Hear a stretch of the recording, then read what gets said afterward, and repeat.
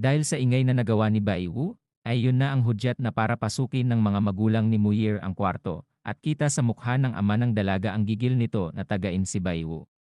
Matapos nilang makapasok sa loob ay laking gulat ng ama ni Muir na halos malaglag na ang mata nito dahil nakita niya si Baiwu na nakaluhod sa kanyang anak. Nahihiyang tanong ni Muir sa kanyang ama na ano ang ginagawa niyo dito.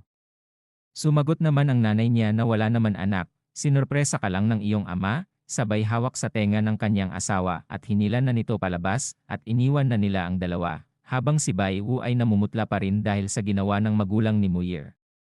Lalo pang natakot si Baiwu nang napagtanto niya na mabilis na pumasok ang ama ni Muir na may dalang kitchen knife. Saad pa nito na wala akong ginawa.